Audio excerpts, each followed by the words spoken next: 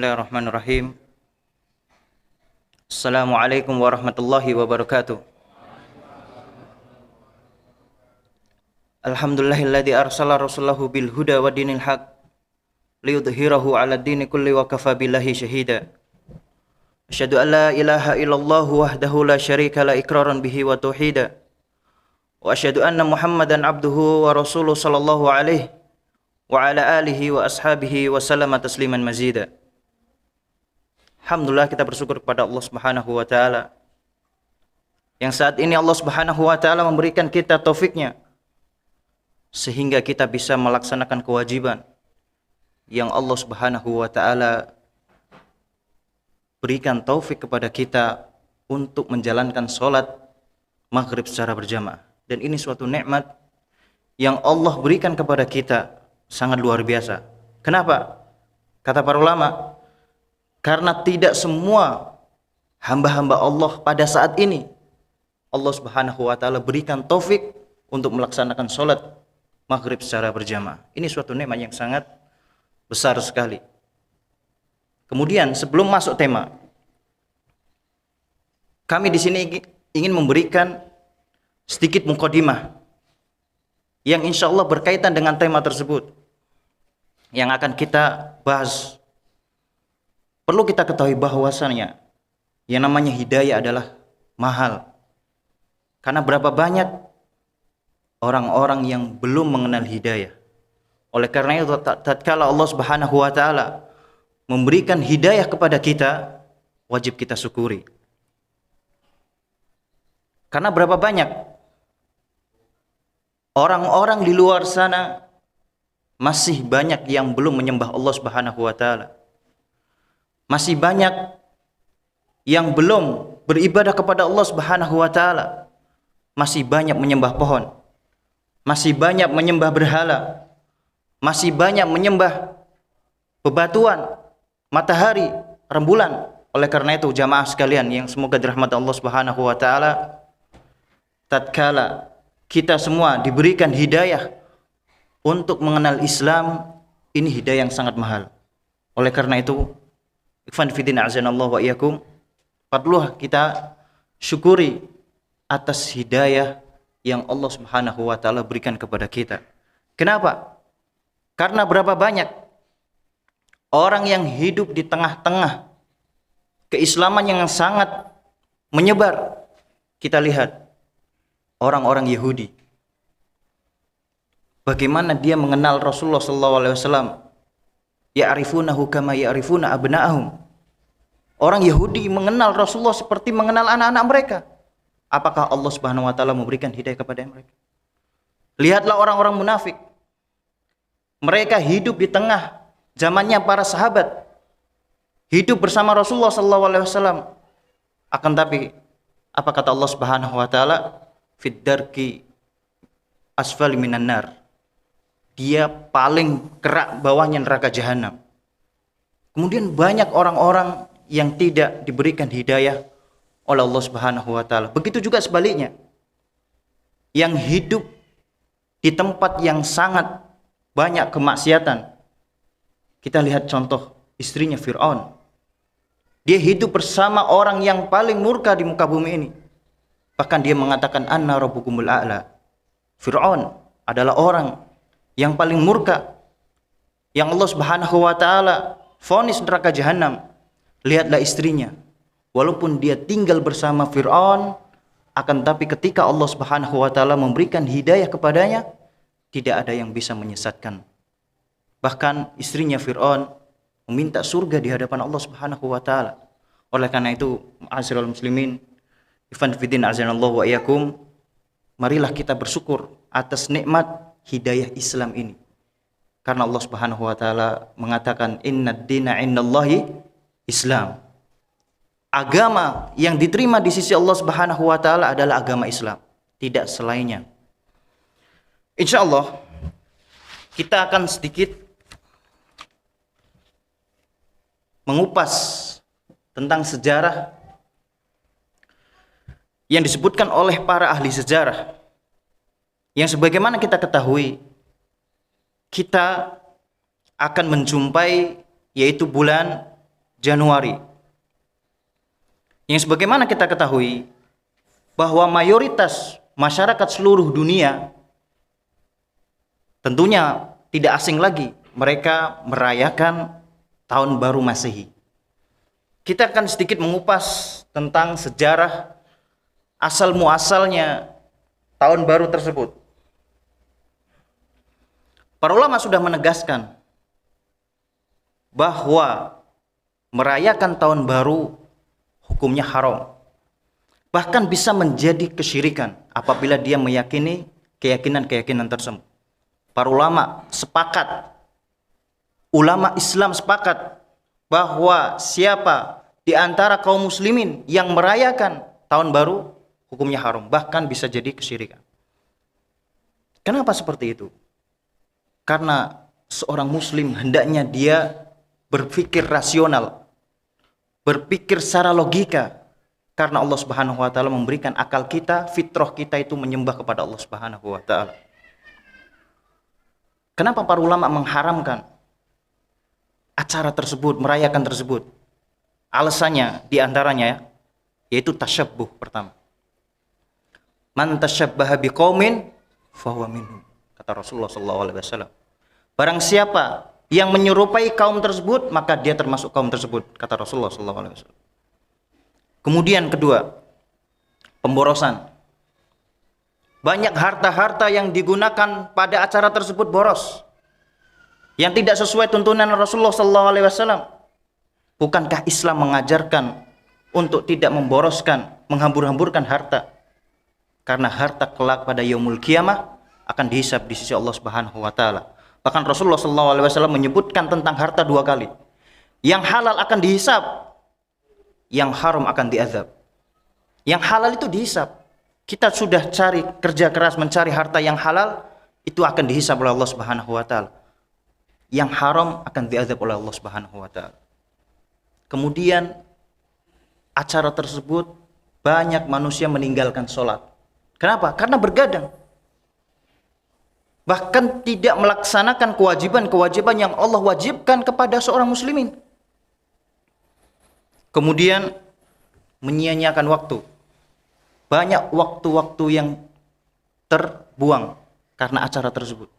Nanti insya Allah kita bahas asal muasal kenapa sebab munculnya perayaan Tahun Baru tersebut. Kemudian ikhtilat.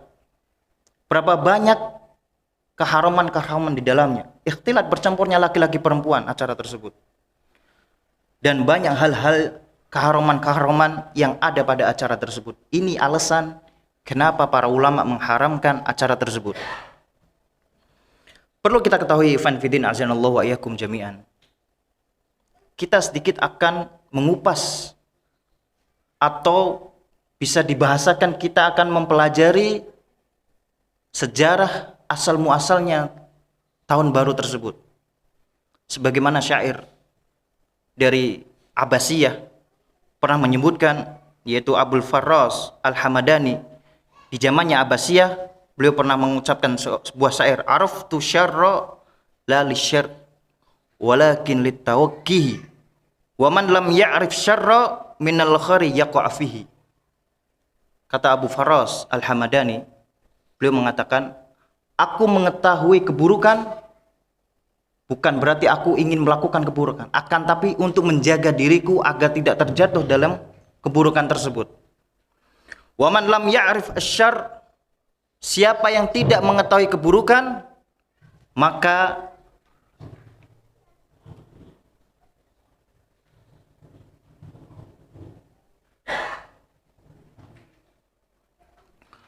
wa man lam ya'rif asyarr minal khairi yaqa' fihi, dan siapa yang tidak mengetahui keburukan, maka dia akan terjatuh dalam keburukan tersebut.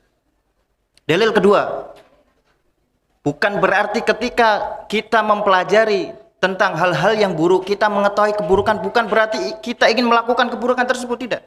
Sebagaimana di antara para sahabat, mereka bertanya kepada Rasulullah SAW tentang keburukan, fitnah. Yang lain para sahabat tentang kebaikan. Ada sebuah sahabat yang dia menanyakan tentang keburukan, agar menjaga dirinya tidak terjumus dalam kemaksiatan tersebut. Para ahli sejarah menyebutkan bahwa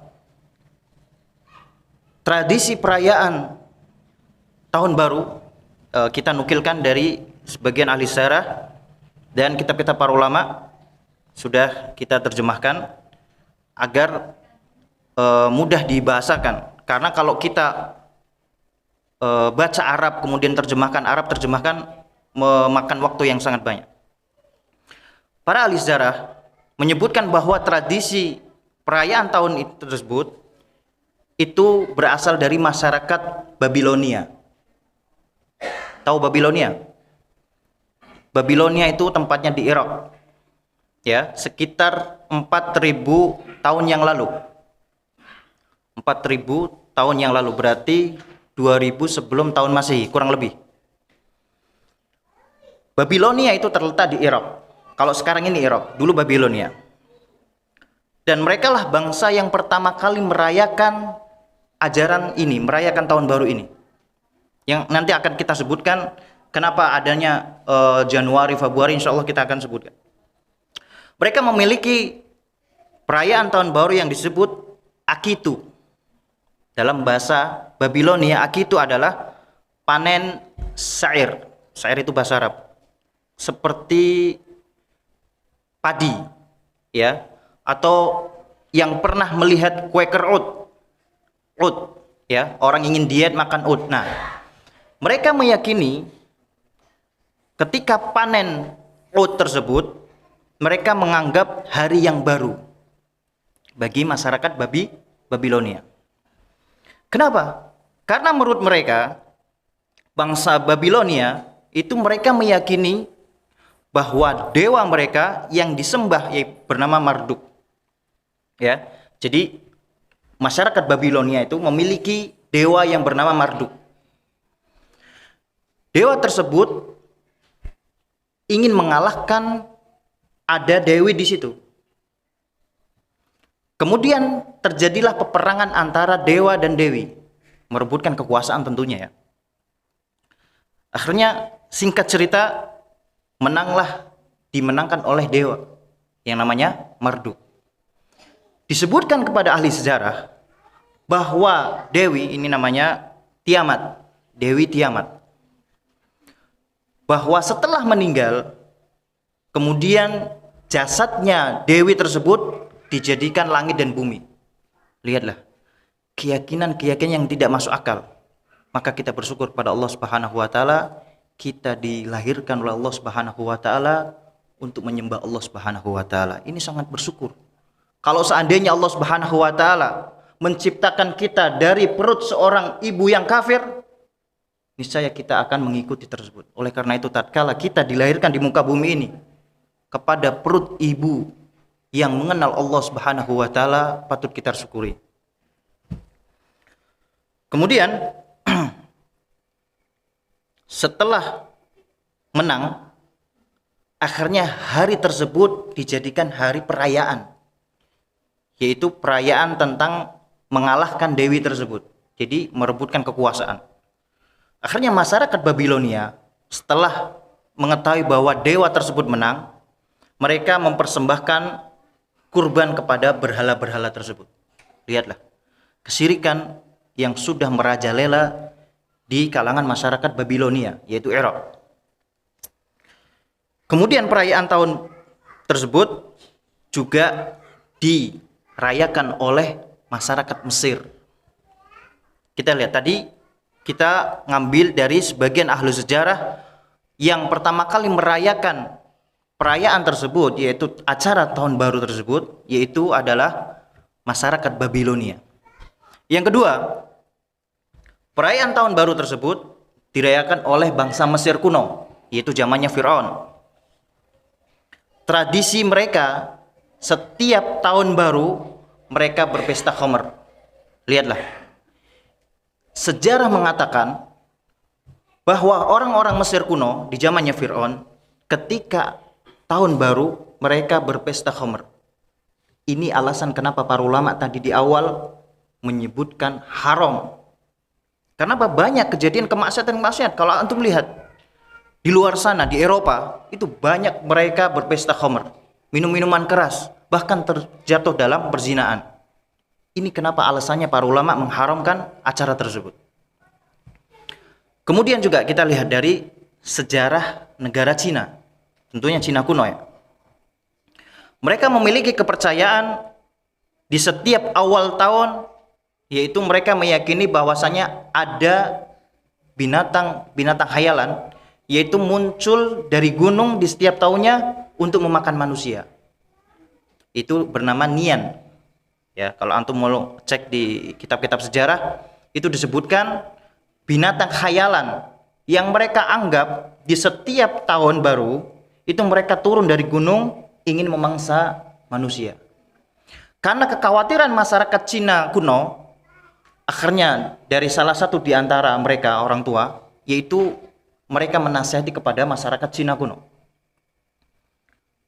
Wahai masyarakatku, kalian ingin terjauhkan dari binatang Nian tersebut, maka mengecatlah rumah kalian dengan warna merah dan berpakaianlah pakaian merah dan perayakan, tontonkan tarian-tarian singa, yaitu barongsai. Lihatlah, kalau kita perhatikan orang-orang Cina di tahun baru, mereka pasti rumahnya berwarna merah yang mencolok. Kemudian mereka juga menggunakan warna merah pakaian.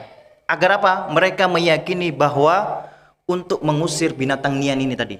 Karena binatang Nian ini meresahkan warga, meresahkan masyarakat kuno. Mereka meyakini bahwa binatang ini, Nian ini, muncul di tahun baru untuk memangsa manusia.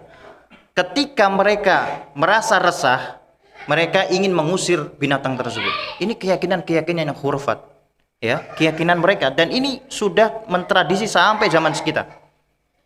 Bisa dicek di kampung Cina coba. Mereka di tahun baru pasti memakai pakaian merah dan rumahnya mereka dicat warna-warna merah yang mencolok. Kemudian juga mereka di setiap malam, ya maksudnya setiap malam baru, mereka juga memajang patung-patung berhala. Kemudian menyalakan lampion yang merah itu. Kemudian mereka juga mengarak tarian-tarian barongsai. Ini bertujuan apa? Bertujuan untuk mengusir binatang Nian tersebut.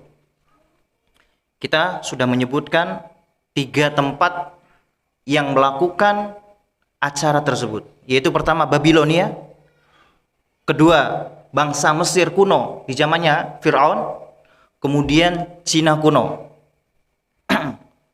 Kemudian juga orang-orang Cina juga mereka merayakan tahun baru itu menyalakan pesta kembang api.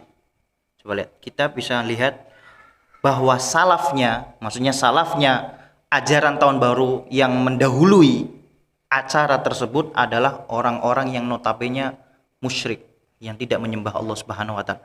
Kira-kira pantas nggak seorang muslim meniru acara tersebut? Baik yang sadar maupun yang tidak sadar, tetap para ulama menyebutkan hukumnya haram. Kenapa? Kita kan nggak tahu. Karena dakwah sudah menyebar. Karena Rasulullah SAW sudah ditazkiyah oleh Allah Subhanahu wa taala, al-yauma akmaltu lakum dinakum wa atmamtu alaikum nikmati wa raditu lakumul Islam madina. Bahwa agama Islam ini sudah sempurna. Jadi tidak perlu ada yang menambah-nambah lagi. Siapa yang ingin mencari kebenaran, siapa yang ingin mencari petunjuk yang benar, maka sudah dijelaskan oleh Rasulullah SAW. Kemudian juga orang-orang Persia yang mereka juga meyakini bahwa ada budaya Nauruz, ya. Namanya Nauruz, keyakinan tersebut.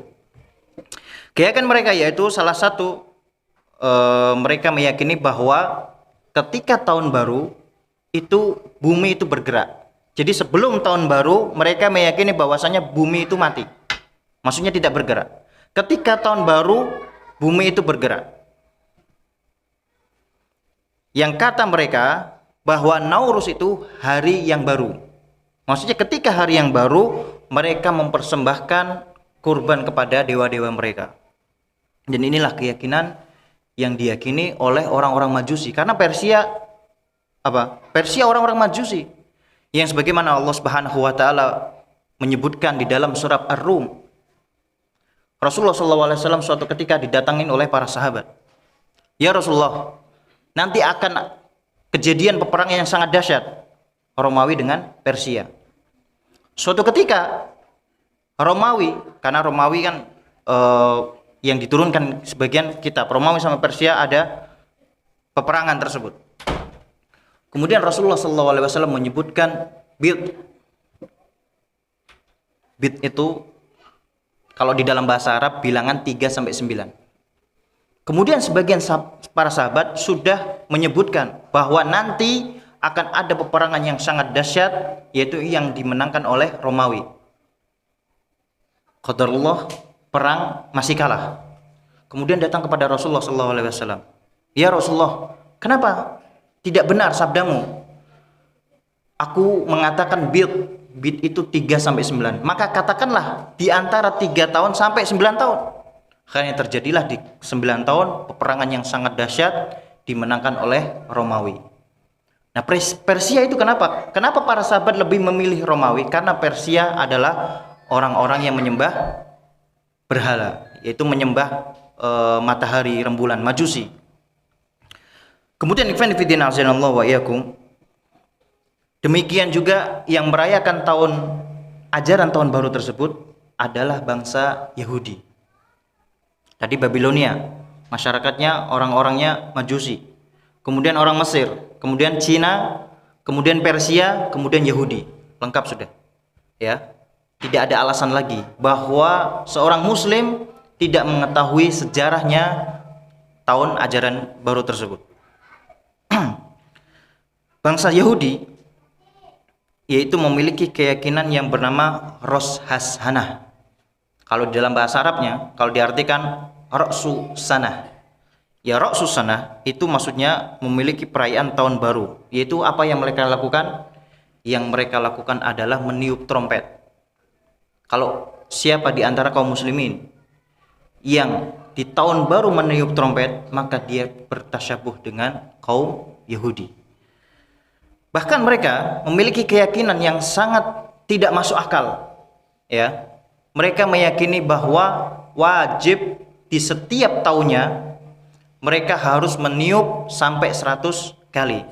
Ini keyakinan-keyakinan yang disebutkan oleh para ahli sejarah. Ikhwan fillah azanallahu wa iyyakum. Dari ini kita tahu bahwasanya awal yang mendirikan ajaran tersebut adalah orang-orang Majusi, yang orang-orang yang notabene tidak menyembah kepada Allah Subhanahu wa taala. Insyaallah akan kita kaitkan dengan bulan-bulan Masehi tersebut. Bulan-bulan Masehi yang tentunya kita ketahui ya, Januari, Februari, Maret, April dan misalnya. Ini adalah nama-nama ciptaan orang-orang yang menyembah berhala.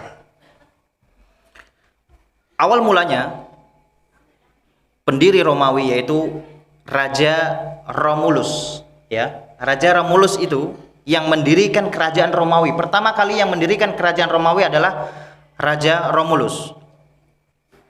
Di awal pemerintahan Romulus menetapkan setiap tahunnya yaitu ada 10 bulan saja. Nanti kita sebutkan 10 bulan, dan bulan-bulan mereka dinamai dengan nama-nama dewa mereka. Kita lihat satu persatu. Bulan pertama yang ditetapkan oleh Raja Romulus yang pertama kali mendirikan apa? Kerajaan Romawi. Itu yaitu bukan bulan Januari, karena bulan Januari itu waktu di zamannya Raja Romulus itu belum ada. Terus apa bulan pertama yang ditetapkan oleh Raja Romulus? Bulan pertama yang disebutkan oleh ahli sejarah yaitu pertama adalah bulan Maret. Bulan Maret merupakan penghormatan kepada Dewa Mars. Coba lihat. Jadi bulan pertama itu di zamannya Raja Romulus itu mereka menetapkan bulan pertama adalah Maret. Maret diambil dari penghormatan Dewa Mars. Tahu planet Mars? Itu diambil dari Mars. Dewa Mars itu pengagungan. Kemudian bulan kedua yaitu bulan April, bukan bulan Februari. Nanti kita lihat kenapa kok jadi Januari Februari. Bulan April itu dia diambil dari nama Dewi Aprorida. Azan ya? Belum. Jadi bulan April itu diambil dari Dewi Aphrodite. Kemudian bulan ketiga adalah bulan Mei. Ya, bisa diperhatikan tadi kan? Bulan pertama bagi mereka di zamannya Raja Romulus itu bulan Maret. Diambil dari pengagungan mereka, penghormatan mereka kepada dewa Mars. Bulan kedua adalah April. Itu nama Dewi. Kemudian bulan ketiga yaitu diambil dari Maia, putrinya dewa Atlas. Ya, kita ma'ruf ya dengar Atlas. Kata mereka, dewa Atlas adalah yang menguasai bumi. Yang ke 4, Maret, April, Mei, Juni yang keempat. Di zamannya Raja Romulus, bulan keempat adalah bulan Juni. Itu diambil dari Dewi Juno. Kemudian bulan kelima yaitu Quintilus. Quintilus itu kalau bahasa Romawi yaitu artinya 5. Makanya pas kan? Bulan kelima itu aslinya Quintilus. Akhirnya diganti nama oleh Julio Caesar yang nantinya akan digantikan adalah Juli. Ya, bulan kelima itu Juli nanti. Kemudian bulan keenam Sixtinis. Ya, 6. Nanti akan digantikan dengan nama Agustus. Nanti sejarahnya ada. Kenapa Quintilus itu diganti Juli, terus Sixtinis nanti diganti Agustus, nanti kita sebutkan. Kemudian yang ketujuh adalah September. Yang ke-8 Oktober, diambil dari Okto. Mungkin sebagian mahasiswa yang kuliah di filsafat, kemudian Romawi, bahasa Romawi, Okto itu 8. Ya. Namun kenapa Oktober bukan di bulan ke-8? Ya kan? Nanti kita akan sebutkan kenapa munculnya Januari sama Februari. Ya, jadi ya. Kemudian yang ke-9 adalah November, yang ke-10 adalah Desember. Ini yang ditetapkan oleh Raja Romulus pada zamannya Romawi kuno. Ya, yang masih memegang kekuasaan Raja Romulus tersebut, mereka menetapkan bahwa bulan itu hanya 10 saja. Maret, April, Mei, Quintilus, Sixtinis, September, Oktober, November, Desember. Kemudian setelah diteliti oleh Caesar, ya karena sudah bergantian, ternyata dalam setahun ada 12 bulan. Ya, akhirnya ditambah oleh Noma Pobius. Ini bahasanya bahasa Romawi, jadi agak susah kita nerjemahkannya. Noma Pobius. Jadi gini, tadi di zaman pertama, yang pertama kali mendirikan kerajaan Romawi adalah apa? Siapa namanya tadi? Romulus, ya. Kemudian berganti dengan Noma Pobius. Setelah diteliti, tentunya melihat apa? Pergerakan bumi mengelilingi matahari atau matahari mengelilingi bumi, itu ada khilaf di kalangan para ulama. Setelah diteliti, ternyata dalam setahun itu ada 12 bulan. Raja Romulus menetapkan 10 bulan. Berarti kan kurang 2. Ya, kemudian Raja Romulus tersebut itu menetapkan sampai berabad-abad. Ya. Kemudian setelah mati, ya, Noma Pobius tadi yang meneliti bahwasanya ada setahunnya itu ada 12 bulan, itu mati. Kemudian naiklah raja setelahnya yaitu Julio Caesar. Ya, Julio Caesar. Ketika dia naik tahta di sekitar 45 tahun sebelum Masehi. Ya, 45 tahun sebelum Masehi. dia menetapkan tanggal 1 Januari. Ya, ini tadi sejarahnya ini ya. Muncul 1 Januari itu di zamannya Raja Julius Caesar. Karena di zamannya Numa Pobius itu hanya 10 sama Romulus tadi 10. Tapi ada iskal ketika telah meneliti bahwa setahun itu ada 12 bulan, maka ditambah 2. Akhirnya muncul ya menetapkan 1 Januari sebagai awal pertama tahun Romawi, dan ini sudah diganti di zamannya siapa? Julius Caesar. Kemudian Julius Caesar ini mati juga. Naik seorang komandannya yaitu Marcus Antonius, ya. Jadi Julius Caesar mati, kemudian naik komandannya itu namanya Marcus Antonius. Marcus Antonius karena saking hormatnya kepada Julius Caesar, akhirnya salah satu bulan jadi ingin mengenang namanya raja siapa? Julius Caesar. Julius Caesar. Akhirnya yang diganti di bulan apa? Ada yang tahu jamaah? Yang diganti adalah nama bulan Quintilus setelah Juni. Ini asal mulanya nih. Aslinya setelah Juni itu namanya Quintilus. Ya. Kemudian itu tadi namanya Quintilus. Karena Marcus Antonius ini saking hormatnya kepada Julius Caesar, ingin mengenang namanya dia. Akhirnya apa? Diganti Quintilus adalah diganti Juli. Ya, makanya sebagian ada namanya Juli-Juli ya. Itu nenek moyangnya adalah orang-orang Romawi yang menyembah berhala. Ini asal mulanya. Kemudian nama Julius Caesar sebagai salah satu bulan yang kelima, yaitu Quintilus tadi diganti.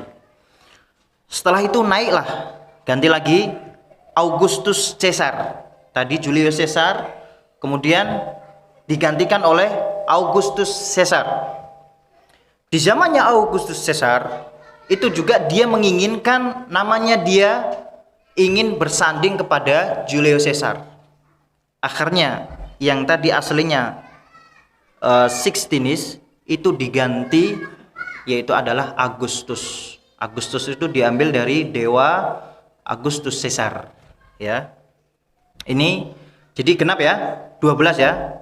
Januari sama Februari itu ditambah di zamannya Julius Caesar ditambah 2 karena penelitian tadi bahwa setahun itu ada 12 ditambah 2. Tapi masih ada nama-nama seperti Quintilus Sixtinus. Akhirnya diganti sama Julius Caesar, Quintilus itu, ya. Setelah itu kita adzan dulu apa gimana? Hah? Belum. Jam berapa biasanya? Oh ya.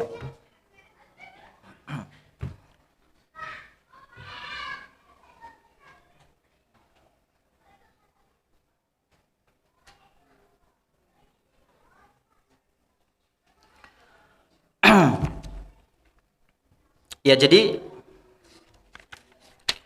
ini sejarah yang kita tahu bahwa ternyata nama-nama Masehi itu diambil dari nama-nama dewanya mereka. Oleh karena itu, ma'asyiral muslimin yang semoga dirahmati Allah Subhanahu wa taala, hendaknya seorang muslim ini mengganti nama-nama yang sudah terlanjur bertasyabuh dengan nama-nama dewa. Dan hendaknya seorang muslim, ya, orang-orang yang memiliki kekuatan bahwa dia ingin mencintai sunnah Rasulullah SAW, maka gantilah dengan nama-nama yang sunnah. Ya, tentunya kaum muslimin juga memiliki bulan. Ya, dia ada Muharram, ya, Safar, Rajab dan semisalnya, ya, sampai kepada Dzulhijjah. Ini Rasulullah SAW sudah menyiapkan bulan tersebut. Ya, karena apa? Karena para ulama sepakat bahwa siapa yang mengikuti acara mereka itu minimal itu tasyabbuh. Man tasyabbaha biqaumin fahuwa minhum. Siapa yang ingin meniru mereka, maka dia termasuk dari golongan mereka. Bahkan bisa jadi terjatuh ke dalam kesyirikan apabila dia meyakini ini rutinitas masuk dalam agama. Ini bahaya. Ya, fanfidina azanallahu wa iyyakum. Ada faedah yang diambil dari kitabnya Al-Wara' wal Bara' yang disebutkan oleh Syekh Shalih Fauzan. Ma'ruf ya, Syekh Shalih Fauzan adalah sisa-sisa ulama Saudi. Beliau mengatakan kalau bisa seorang muslim yaitu melepaskan warisan-warisan Romawi kuno, yaitu apa? Yaitu Januari, Februari, Maret dan semisalnya. Nah, terus sudah menyebar di kalangan masyarakat gimana?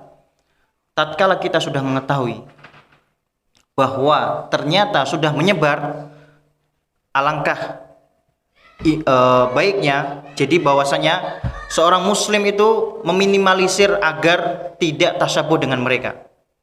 Yaitu ketika kita ingin menulis sebuah tanggalan yang sudah terlanjur dengan menggunakan angka. Ini sebagian ulama yang membolehkan.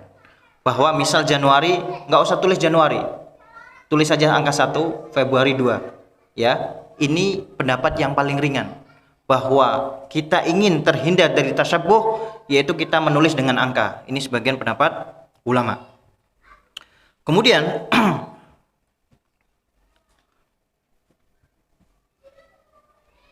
sebentar lagi kita akan menjumpai dengan tahun baru. Dan tahun baru tersebut berbarengan dengan apa? Dengan, ada yang tahu? Hah? Hari Natal. Hari Natal sudah disebutkan oleh para ulama bahwa siapa yang mengucapkan hari Natal maka dia telah mencela Allah Subhanahu wa taala. Loh, dari mana mencelanya? Nanti kita akan sebutkan. Sedikit kita akan menyebutkan tafsir yang disebutkan oleh para ulama, yaitu tafsir surat Al-Ikhlas. Lam yalid wa lam yulad. Allah Subhanahu wa taala tidak beranak dan tidak pula diperanakkan. Artinya seperti itu. Ayat ini merupakan bantahan terhadap orang-orang yang mengatakan Allah punya anak. Ya, ayat ini lam yalid wa lam yulad. Allah tidak beranak dan tidak juga diperanakkan. Ini pertama membantah kepada orang-orang yang mengatakan Allah itu punya anak. Yang kedua, membantah orang-orang Nasrani yang mereka menganggap bahwa Nabi Isa sebagai putra Allah. Ya, dua bantahan. Kemudian membantah juga kepada orang-orang Yahudi yang mereka menganggap Uzair adalah putra Allah. Bisa dipahami di sini? Jadi ayat Allah Subhanahu wa taala berfirman lam yalid wa lam yulad ini membantah tiga firqah. Yang pertama adalah orang-orang yang mengatakan Allah punya anak. Telah terbantahkan dengan firman Allah Subhanahu wa taala lam yalid wa lam yulad. Kemudian orang-orang Nasara yang mereka meyakini bahwa Nabi Isa adalah putra Allah Subhanahu wa taala. Telah terbantahkan lam yalid wa lam yulad. Kemudian yang ketiga membantah oleh kaum-kaum Yahudi yang mereka mengatakan Uzair ibnullah. Uzair anak Allah Subhanahu wa taala. Kemudian kaum musyrikin menganggap para malaikat adalah putri-putri Allah Subhanahu wa taala, ya. Membantah juga orang-orang musyrik. Karena yang dilahirkan itu jadi gini. Kenapa Allah Subhanahu wa taala membantah? Karena ini sifat rububiyah Allah Subhanahu wa taala. Yang namanya Allah, Rabb, itu tidak ada gandanya. Berbeda dengan Tuhan-tuhannya Buddha. Mereka memiliki dewa-dewa yang sangat banyak. Ada dewa langit, dewa laut, dewa bumi. Bingung mereka mau nyembah siapa? Maka kita bersyukur kepada Allah Subhanahu wa taala. Kita menyembah kepada Allah Subhanahu wa taala adalah Qul huwallahu ahad. Hanya satu yang kita sembah yaitu Allah Subhanahu wa taala. Kalau kita pelajari, ya, kalau kita mempelajari kitab tauhid, akidah, Atau kita sedikit berbicara tentang bedanya akidah sama tauhid. Para ulama telah menjelaskan bahwa antara tauhid dan akidah itu memiliki perbedaan. Ya walaupun di kalangan ulama ada khilaf bahwasanya tidak ada perbedaan.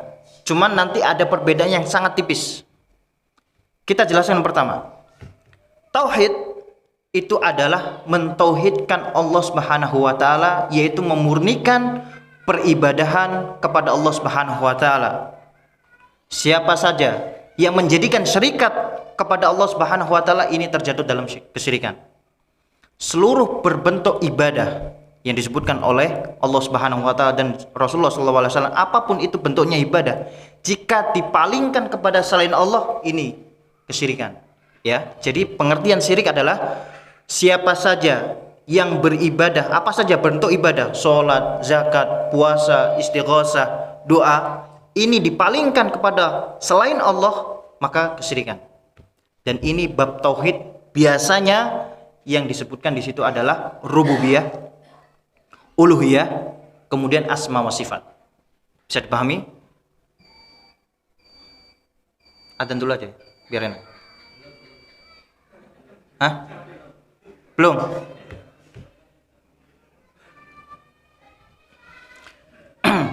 Rububiyah, kita sedikit membahas rububiyah. Rububiyah adalah keesaan Allah Subhanahu wa taala. Orang-orang musyrikin disebutkan oleh para ulama, orang musyrikin itu lebih afdal daripada orang musyrikin zaman sekarang. Bayangin coba. Orang musyrikin di zamannya Rasulullah SAW, di zaman jahiliyah, itu lebih afdal sedikit daripada orang musyrikin di zaman sekarang. Bedanya di mana? Orang musyrikin di zamannya Rasulullah SAW zaman jahiliyah, yaitu dia tatkala kondisi kepepet, dia berdoa kepada Allah Subhanahu wa taala. Ketika dia naik perahu, kemudian di tengah laut ombak besar, mereka meminta kepada Allah Subhanahu wa taala. Kemudian ketika diselamatkan oleh Allah Subhanahu wa taala, mereka kembali kepada kesyirikan.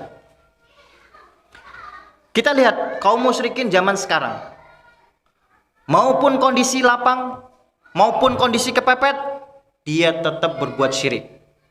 Mereka mendapatkan kenikmatan, dia berbuat syirik. Mereka tertimpa musibah, malah berbuat syirik, menyembahkan, mempersembahkan hewan kurban kepada berhala-berhala mereka, kepada jin-jin. Padahal kondisi kepepet, kondisi diuji oleh Allah Subhanahu wa taala, maka dia senantiasa berdoa kepada Allah Subhanahu wa taala. Ya. Jadi kenapa para ulama menyebutkan bahwa pada zaman dahulu itu rububiyah tidak berguna? Kenapa? Karena rububiyah tidak diiringi dengan uluhiyah, maka tidak diterima keislamannya. Barang siapa yang mengetahui, karena apa? Karena kalau rububiyah, kaum musyrikin zaman dahulu itu mengenal bahwa siapa yang menciptakan Allah, siapa yang menciptakan rembulan, siapa yang menciptakan bumi, siapa yang menciptakan langit. Ya. Afan tadi, siapa yang menciptakan Allah tadi ya? Ya, Afan. Maksudnya siapa yang menciptakan makhluk seluruhnya? Tentunya Allah Subhanahu wa taala. Ya. Jadi kaum musyrikin zaman dahulu itu mengetahui bahwa yang menciptakan matahari, yang menciptakan rembulan, seluruhnya itu adalah Allah Subhanahu wa taala. Namun tidak digolongkan oleh Nabi kita Muhammad SAW masuk ke dalam Islam. Kenapa? Karena dia beribadah kepada selain Allah. Lihat, tauhid uluhiyah, kata para ulama, dia berbarengan. Siapa yang mengimani tauhid rububiyah tapi uluhiyahnya tidak beriman, maka dia bukan orang muslim. Jadi harus berbarengan. Harus mengimani tentang bahwa yang menciptakan segala alam semesta adalah Rabbul Izzati wal Jalalah, maka dia harus beribadah. Konsekuensinya seperti itu. Siapa yang mengimani bahwa Allah lah yang menciptakan segala sesuatu, maka konsekuensinya dia harus beribadah hanya kepada Allah saja. Kemudian akidah. Nah, ini tadi ya, pertama tauhid. Tauhid itu disebutkan lebih global, bahwa tauhid itu memurnikan ibadah kepada Allah Subhanahu wa taala. Kemudian akidah. Akidah adalah pemurnian keyakinan yang ada pada diri seseorang tersebut. Biasanya ini lebih menonjol di keyakinan, seperti di pembahasan bab asma wa sifat. Karena bab asma wa sifat itu disebutkan para ulama bahwa nama-nama Allah lebih tentang perkara yang gaib. Seperti Allah Subhanahu wa taala menyebutkan tentang surga dan neraka. Bagaimana akidah Ahlus Sunnah tentang surga dan neraka. Kemudian bagaimana akidah Ahlus Sunnah tentang syafaat. Jadi perkara-perkara yang gaib ini tergolong dalam bab akidah. Tauhid itu bentuk peribadahan kita kepada Allah Subhanahu wa taala. Bisa dipahami? Kemudian setelah para ulama membedakan antara tauhid dan akidah, kemudian agar memurnikan peribadahan mereka kepada Allah Subhanahu wa taala, kita kembali ke firman Allah Subhanahu wa taala, lam yalid wa lam yulad. Bahwa lam yalid wa lam yulad itu bantahan kepada orang Nasara, orang Yahudi, dan orang kaum musyrikin zaman dahulu.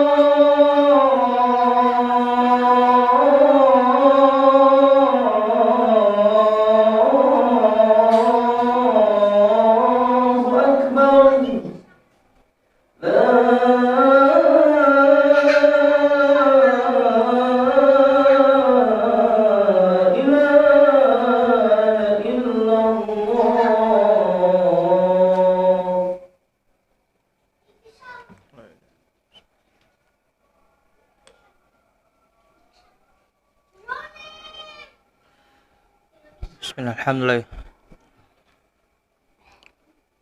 Alhamdulillah ala ihsani wa syukru lahu ala taufiqi wa amtinani. Asyhadu an la ilaha illallah ta'diman li syani wa asyhadu anna Muhammadan abduhu wa rasuluhu da'ila ridwani. Fa infidin a'zanallahu wa iyyakum.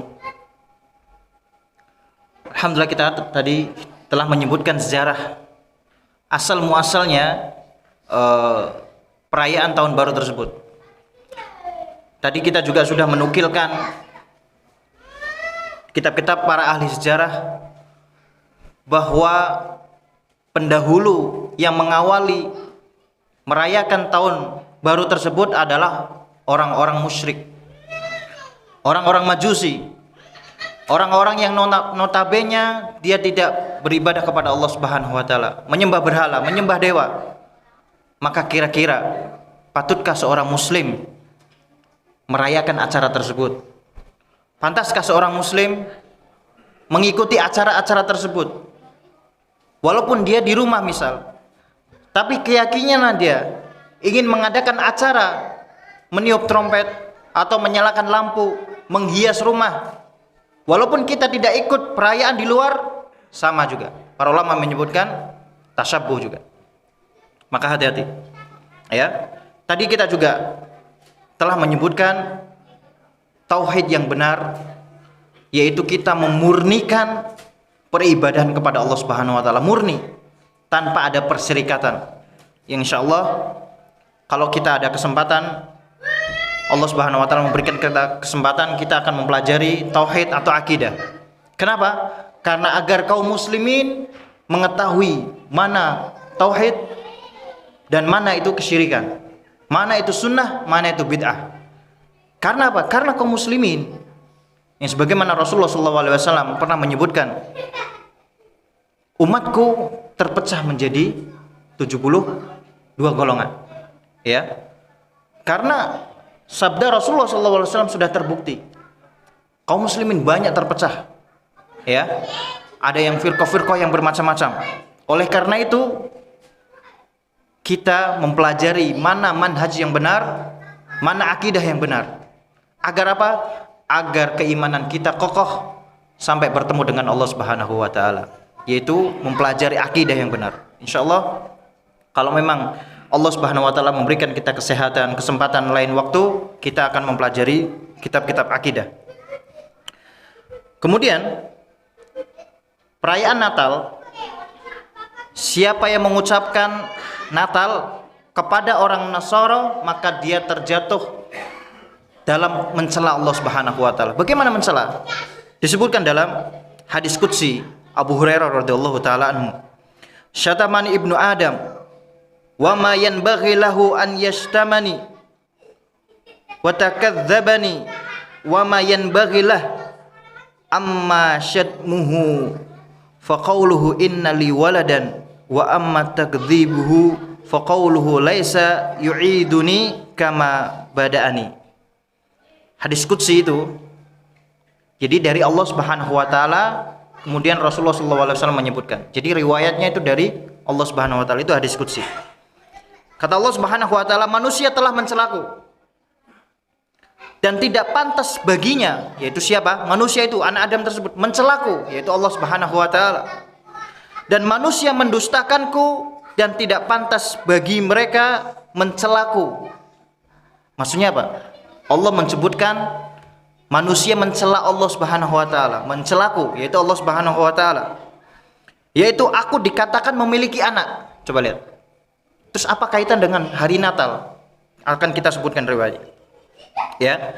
Siapa yang mengucapkan hari Natal, maka dia mencela Allah Subhanahu wa taala. Hati-hati. Siapa yang muta'ammidan mencela Allah Subhanahu wa taala, kufur sudah. Para ulama sepakat kufur. Ya. Kata Allah Subhanahu wa taala, sedangkan mereka mendustakanku dengan mengatakan bahwa aku tidak mungkin menghidupkan orang yang mati. Ya, itu juga bentuk celaan. Oleh karena itu, fandifitin azanallahu wa iyyakum jami'an, sangatlah mengherankan ya perbuatannya kaum muslimin. Maksudnya apa? Perbuatan kaum muslimin yang dia dengan mudahnya lisannya untuk mengucapkan selamat Natal. yang dia tidak sadari bahwa ucapan dia itu telah mencela Allah Subhanahu wa taala. Ya. Hari Natal adalah hari caci maki dan penghinaan kepada Allah Subhanahu wa taala. Kenapa? Karena Natal adalah hari perayaan lahirnya Isa sebagai anak Allah. Ya. Jadi hari Natal itu bagi mereka itu lahirnya Isa sebagai anak Allah. Yang tadi kita sudah sebutkan, lam yalid walam yulad, yaitu bantahan kepada orang Nasara yang mengatakan Allah memiliki putra. Ya. Jadi perhatikan ini kaum muslimin sekalian semua, ya, saudara-saudara yang tidak hadir di sini diberitahu. Terkadang kita dengan akidahnya liberal yang sudah menjangkiti masyarakat kita, yaitu kata mereka, orang-orang liberal itu mengatakan bahwa semua agama ini sama. Ini batil. Siapa yang mengatakan semua agama itu sama, batil. Terus firman Allah Subhanahu wa taala, "Innad dina 'indallahi Islam" itu apa? Tidak berguna. Ya, sungguhnya agama di sisi Allah yang diterima adalah Islam. Orang-orang liberal itu mengatakan semua agama sama. Semua agama bisa masuk surga apabila akhlaknya bagus, kata mereka. Maka kita katakan tidak. Nah, terus apa bedanya kaum muslimin dengan Nasara? Apa bedanya kaum muslimin dengan Yahudi? Apa bedanya kaum muslimin dengan orang-orang musyrik? Tidak ada bedanya. Dan ini keyakinan yang batil, keyakinan yang diyakini oleh liberal. Ya. Dan di negara kita itu toleransi kepada Nasara terlalu berlebihan, sebagian, ya, yaitu mereka menganggap bahwasanya Nasara adalah agama yang dilindungi oleh pemerintah. Yang akhirnya kaum muslimin dengan mudahnya mereka mengucapkan selamat Natal. Yang kita ketahui bahwasanya selamat Natal adalah kita merayakan lahirnya Isa sebagai putranya Allah Subhanahu wa taala. Ini kesyirikan yang sangat besar. Sampai Allah Subhanahu wa taala berfirman, "Wa qalu takhadar rahmanu walada laqad ji'tum syai'an idda. Takadus samawati yatafattar minhu wa tanshaqqal ardu wa takhirru jibalu hadda." Coba lihatlah Allah Subhanahu wa taala murka. Wa qalu takhadar rahmanu walada. Mereka mengatakan Allah memiliki putra. Laqad ji'tum syai'an idda. Sungguh kalian telah mendatangkan kemurkaan Allah Subhanahu wa taala. Apa murkanya? Takadus samawati yatafattarna minhu wa tanshaqqal ardu wa takhirru jibalu hadda. Yaitu hampir-hampir langit itu pecah. Karena ucapan itu tadi. Ucapan apa? Yang mengatakan Allah memiliki putra. Perhatikan. Marah murka Allah Subhanahu wa taala sampai langit ini pecah. Bumi itu terbelah. Ucapan itu tadi. Anda'au rahmani walada, yang mereka mengatakan Allah memiliki putra. Lihatlah. Jadi yang diyakini oleh Nasrani, hari Natal tersebut adalah hari kelahiran Isa sebagai putra. Jadi tidak ada toleransi dalam agama. Toleransi boleh, sebagaimana Rasulullah SAW ketika bermuamalah kepada Yahudi dalam bermuamalah jual beli. Toleransi dibolehkan, tapi tidak menjual agama kita. Ya, jadi seorang muslim harus berpikir rasional. Mana yang dibolehkan para ulama di dalam Islam, mana yang diharamkan oleh agama Islam. Jadi harus paham, ya. Kemudian faedah setelahnya, bahwa tatkala kita sudah mengetahui tidak ada hujah lagi di hadapan Allah nanti di yaumul qiyamah, itu kita mengatakan tidak tahu. Karena setelah kita mengetahui itu hujah di hadapan Allah Subhanahu wa taala, bahwa tatkala kita sudah mengetahui maka tidak ada alasan lagi mengatakan saya tidak tahu hukumnya. Dan ini iqamatul hujjah. Jadi sekarang insyaallah semuanya tahu bahwa hukum merayakan tahun baru adalah hukum tasyabbuh, yang hukumnya nanti bermacam-macam, ada sampai kafir, musyrik. Kemudian karena acara itu berbarengan dengan hari Natal, kita juga sudah menyebutkan Allah Subhanahu wa taala murka, langit itu akan pecah dan bumi itu akan terbelah dengan ucapan itu tadi, bahwa Allah memiliki anak. Dan ucapan selamat Natal itu adalah hari lahirnya Isa sebagai putranya Allah Subhanahu wa taala. Semoga Allah Subhanahu wa taala memberikan kita hidayah yang senantiasa kita dibimbing oleh Allah Subhanahu wa taala sampai ke surganya Allah Subhanahu wa taala. Semoga Allah Subhanahu wa taala menjadikan kita istiqomah di atas sunnah Rasulullah sallallahu alaihi wasallam.